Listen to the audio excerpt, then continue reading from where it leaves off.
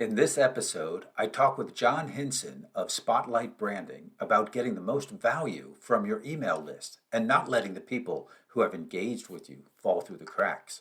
Your email list is a valuable asset, and John will give you some quick tips on getting the most value from your list. You're listening to Espresso Jams, short, concentrated, delicious conversations about business, technology, and entrepreneurship. If you're just starting out on your business adventure or you're a seasoned business professional, I'm sure you'll find value in these short conversations. Espresso Jams is brought to you by Apexible, providing the tools, insights, and transformative structures to help you reach your business summit. I'm your host, Joe Matz. Let's get started. Hello, everyone, and welcome to another edition of Espresso Jams. I have today with me John Hinson of Spotlight Branding. He is the editorial director at Spotlight Branding, and we met a few weeks ago, and he has some awesome stuff to share with us today. We are going to be talking about, well, I'll leave that for John to talk about. We'll talk about that later. Let me welcome John to the show. Hey, John. Hey, Joe. Thanks for having me. Good to see you, man. I'm glad to have you on here. I know a lot of our folks are focused on SEO, and we're going to get into that. Before we do, Tell us where you hail from this morning. Yeah, we are just outside of Charlotte, North Carolina. Oh, fantastic. You know, I'm in Raleigh, so we're practically neighbors. Oh, okay. Oh, yeah. Excellent. So we're going to talk about SEO, and we're going to talk about SEO in maybe a way that you haven't heard about it before. And so John told me SEO is not the holy grail of marketing, which, you know, I'm kind of surprised to hear. I hear a lot about SEO, and why. So let's talk about that, John.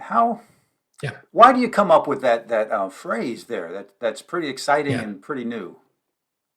Yeah. So, I mean, for many years, honestly, I mean, since search engines became kind of just a daily habit with how we find information online, you know, a lot of marketing companies have just centered in on that as just being how you market your business, and regardless of what industry you're in. And there's two kinds of issues with that. First, is that a lot, for whatever reason, marketing companies have kind of gone on this focus where they're only concerned about, you know, getting cold leads or getting, you know, leads at the top of the funnel. If you've heard that sort of phrasing before, you know, it's all about just kind of getting as many people in and growing that audience, and all of that. But what has become ignored is the audience and the network that you already have, you know, and kind of conversely with that, a lot of times, you know, people will do these big marketing campaigns, they'll get a bunch of leads, and then once they kind of go through the funnel, they get forgotten about. Right. And so there's this whole world of marketing that should be happening for anybody's business that's generally not happening. And it's that focus on continuing to nurture and market to your existing audience. And there's a lot of studies out there. It's more cost effective to market to your existing audience. Like, it's like 5 times more expensive to generate cold leads than it is to market to your existing audience.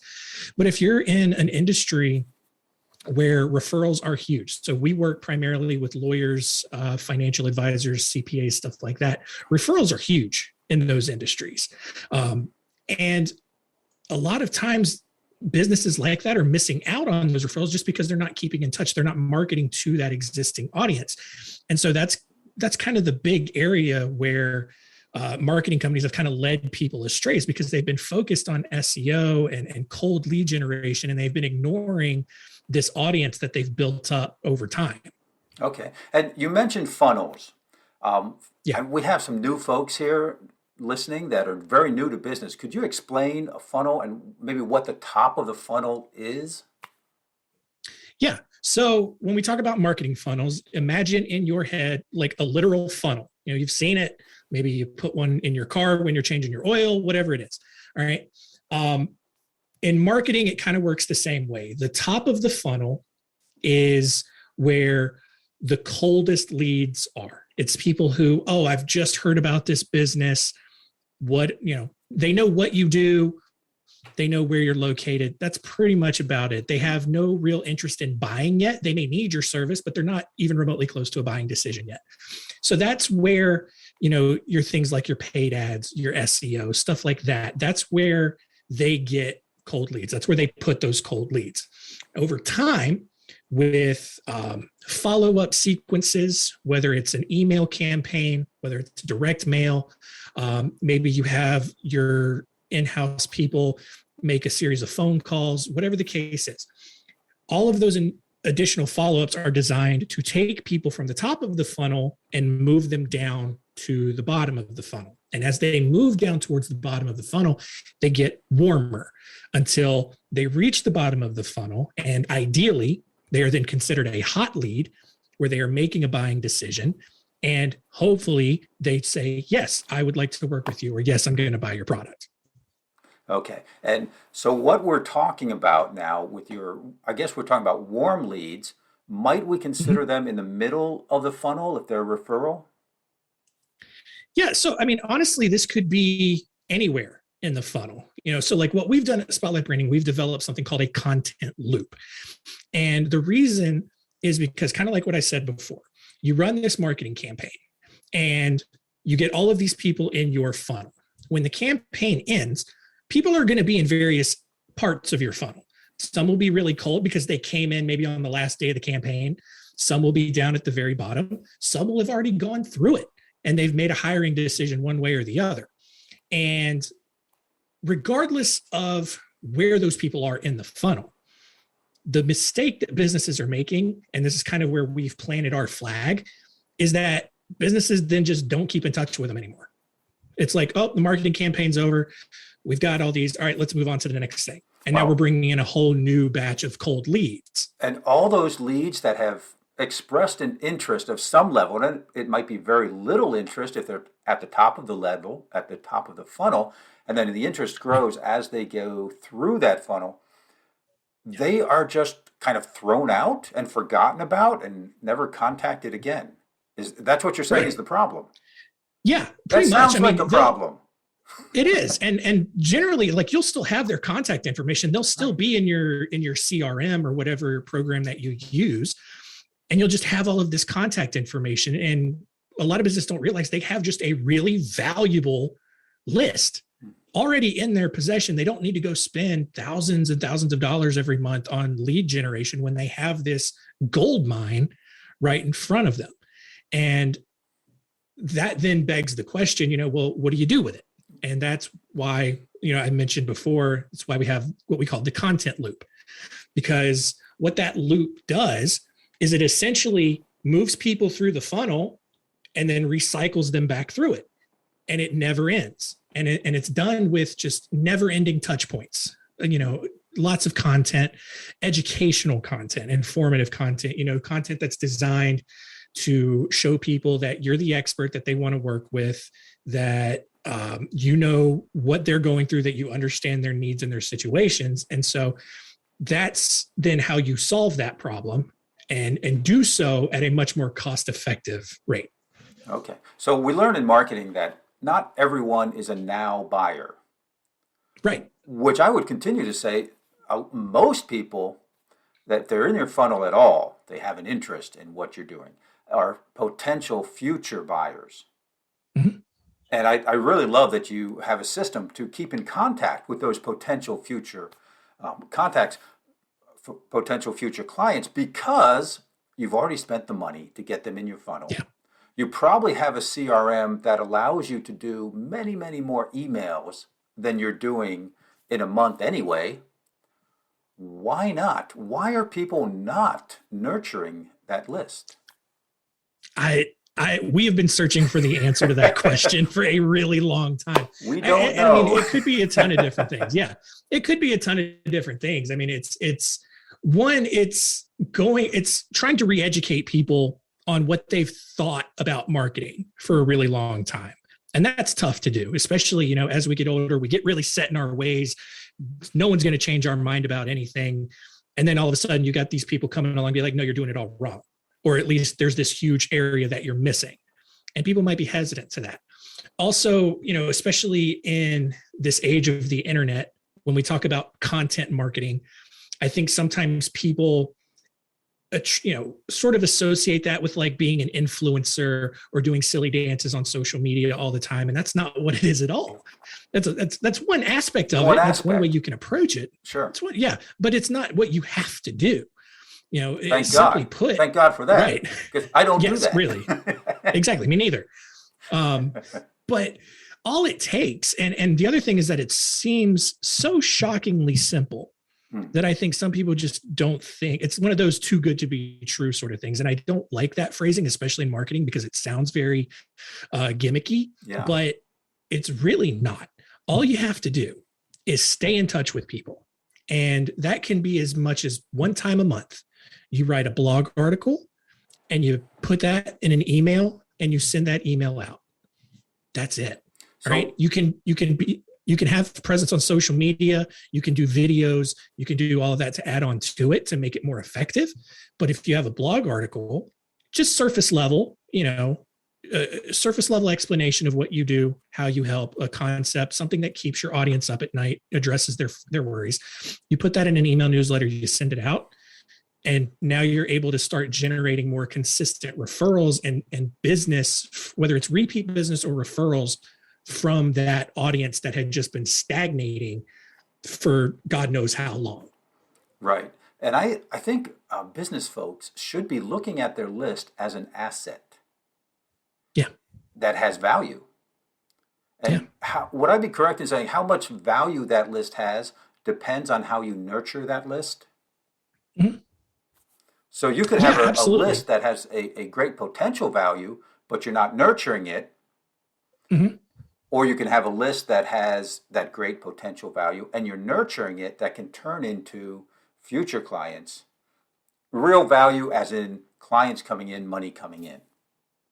Right. Exactly. And I'll bring it back to the SEO discussion, because that's what we promoted up at the front. And we've kind of gone off on this tangent. I apologize for that.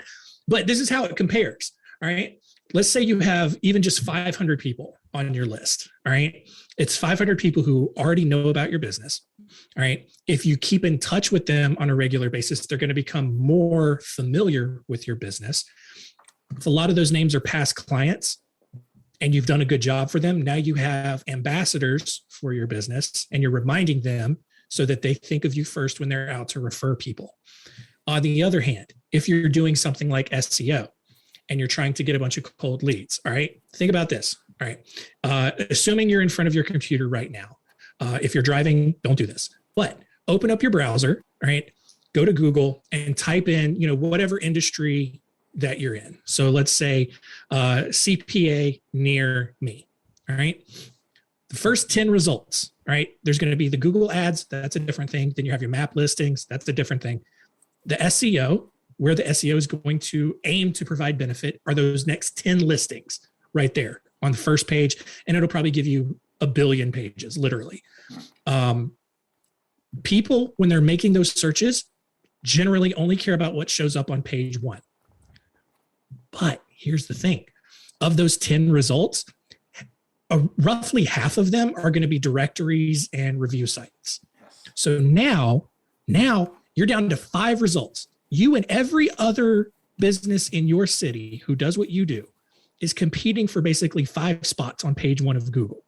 And if you're in a huge city, we're in Charlotte, we're one of the bigger cities, you're going to have to pay multiple thousands of dollars every month for the hope that you can get on page 1. Right. And that can fluctuate at a moment's notice if Google ever changes their algorithms, or if someone starts spending more money and does more aggressive SEO, and you can fall off, and then all of that money is gone. Right. So it's really a gamble. And that's why we've been on this kind of crusade where it's like, you don't actually have to do that. Most marketing companies out there will be like, yeah, you need to do SEO 100%. This is what we do.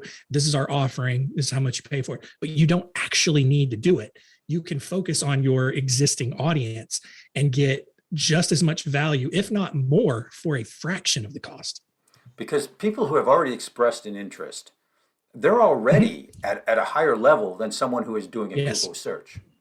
And I thought of Yes. something while you were talking, John. It sounds like having these folks on your email list and sending them an email that falls into their inbox, that's almost Mhm. like being on page one. Because Yeah. you got their attention right there. Exactly. If not more, if not better, because people are going to be in their email more often than they're going to be on Google.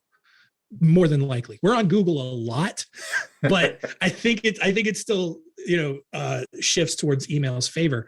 But and here's the thing, and I get the concerns. One, you're not going to annoy your list. All right, one email a month, even one email every 2 weeks or every email a week. Like we send an email once a week, we get maybe 15 or 20 unsubscribes, and our list is like 12,000 names. We're not hurting by losing those 15 names, right? Because they just weren't interested, and that's fine. You're not going to, you shouldn't expect to have a 100% success rate in any sort of marketing that you do. Right. But those people, to your point, yeah, they're already familiar. They're more or less fans of your business, supporters of your business in some way. So even if they don't open that email, seeing the subject line, seeing your name is going to remind them of who you are, what you're doing. Because I tell this to I tell this to people a lot. We live in this huge content age where we're bombarded with just all kinds of stuff. Eat this, wear this, try this new thing, watch this new show. It's easy to be forgotten, regardless of how good of a job you do. So that's why it's really important to stay in touch, because when it comes time for people to refer business to you or make another purchase, they're going to be more likely to remember you and come back to you rather than going somewhere else. Right, because your name is out there. Your name is in their mind. You're reminding yourself. You're reminding them of yourself. And I like the idea of one every 2 weeks or one a month, because you don't want to saturate and annoy and bombard their email.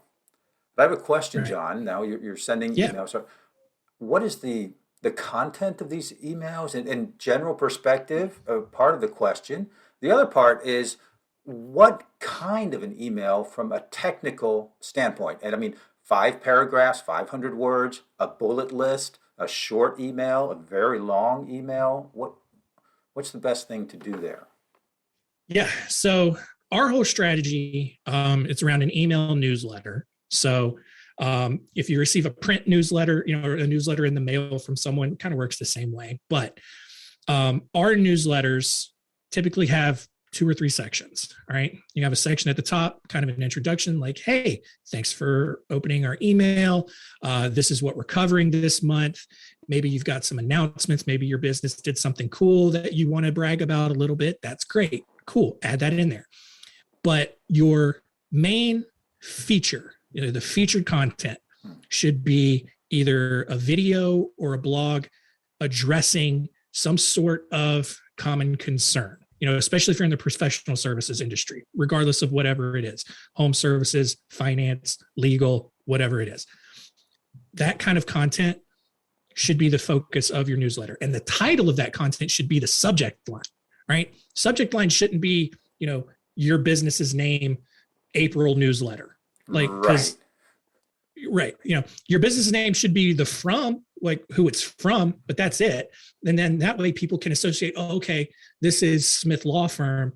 Okay, they're talking about, the steps I need to take in order to file for divorce in my state or whatever, that, and that's going to make those connections. So even if that person in that moment isn't thinking about getting a divorce, or maybe they've already gotten a divorce, they remember you, and now they're going to go out and think of you first when it's time to talk about it or, recommend a firm. But to your original question, put in that blog or that video with that featured content, say surface level. You don't have to get deep into the weeds, but put in a paragraph, a little bit of a teaser, and redirect people back to your website so that people can then get there, read the rest of the article, watch the video, and then explore some more. Maybe they download a resource at that point. Maybe they fill out a contact form, whatever the case is.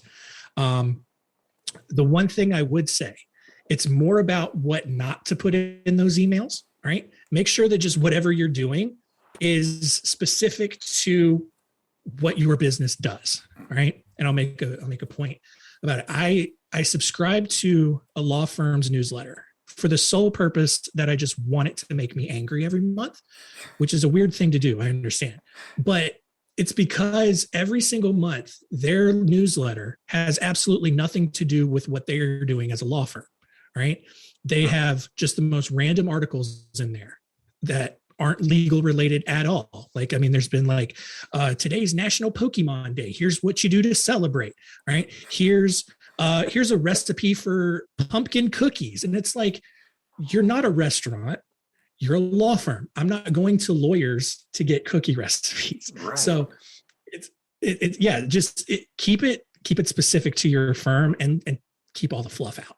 Keep all the fluff out. And it sounds like you're almost talking about a summary email where it's mentioning something maybe that's important, maybe you did something cool and you want to talk about that. Yeah. And then the content almost has a call to action, I heard, that would direct them back to your website. So a little teaser, if you want to know more, kind of question, and then what you would be learning more about. Right. And keeping it short. And another way to look at it. Yeah, exactly. Another way to look at it, especially kind of what we do, when I put together our weekly newsletter that we send out to our list, I'll typically put in like the first paragraph of the blog. And then at the end of the blog, I'll put the 3 little ellipses, and then we've got a read more button. And that read more button takes people directly to the rest of the article that they can finish reading. I like that. I really like that. Because if I'm not interested, I already know that by reading the first paragraph. And then I can move on to what might interest me, maybe below that section in your newsletter. Yeah, that's great. Yep. So I'm gonna spring a question on you here. You talk about a content loop. Why did you use the word loop? Yeah, because unlike that funnel that we talked about earlier in the show, loops never end. All right, your funnel is going to have a start and an end point. It's going to have that entry point, and it's going to have that decision point at the very bottom. That loop's not ending, right? Unless you take yourself out of it. Okay, right? That's great. And that's fine if you do. That's an awesome answer for a spur of the moment question. I thought I was going to get you on that one, John. No, not at all. All right. I like the loop function. I like, you should contact, if you're not bombarding, you're not disturbing, 2 emails a month, maybe 1 a month. And it's keeping that going until they tell you they don't want to hear from you anymore. And it's an easy unsubscribe button at the end of the email for, as per legislation, you have the unsubscribe button. Yeah. Exactly. Makes it easy. Makes it real easy. Exactly. Yeah. John, and one last point, and you can make your loop as robust or as bare bones as you want, but you need to do something. And the blog and the newsletter, or the video in the newsletter, is key. You can add on to that social media, a podcast. A podcast is a great way to, show off that expertise, kind of nurture those referral relationships, whatever the case may be. Your website is going to be part of your content loop. Anything that has to do with you showing off your expertise and making those consistent touch points with your audience is all going to be part of your content loop. And it's really easy to create. Yeah, that's great. John, I appreciate your generosity in sharing this. I have learned so much, and I sure hope our audience has. I'm sure they have. But before we go, what is one actionable step that we can leave the audience with today? Man, just make some content. All right. Write a blog and put it in an email and send it out to your audience. And you're going to be surprised the kind of feedback that you're going to get. We have clients of ours who tell us that every time they send out their monthly newsletter, they get multiple referrals or requests for repeat business. All right. And you have no idea just what kind of business and revenue you're leaving on the table by just not keeping in touch.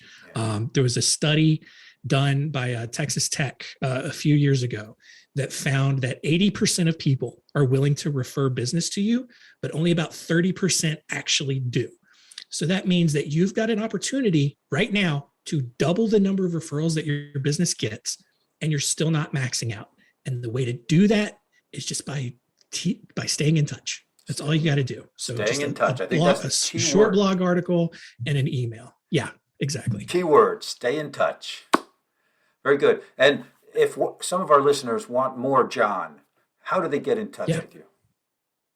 Yeah. So if you want to just brush up on your marketing, on your content marketing, I invite all of you to check out Spotlight Insider. It is our media website. We have a new piece of content going up every single day of the week, podcasts, videos, articles, whatever the case is, just on marketing, tech, strategy, personal development, mental health, money and metrics, all kinds of stuff like that. It's designed for business owners. It's primarily to our audience of lawyers and financial advisors, but even if you're not in that industry, I think you'll still get a ton of value out of it. So spotlightinsider.com is the URL. And then if anybody just has any questions about marketing in general and content marketing, feel free to reach out to me personally. My email is John, JOHN @spotlightbranding.com. Okay, John, that all of that information, if you're watching the video, maybe on YouTube or a website, that information will be down below. You've already seen it. If you're not, if you're listening to the podcast, that information will be in the show notes. Keep it easy. Very good. John, it has been fantastic talking with you today. Thank you so much. Yes, sir. I really appreciate you having me on. Bye now. Bye-bye. Thank you for listening to Espresso Jams. If you like what you heard, please subscribe on your preferred channel and never miss another episode.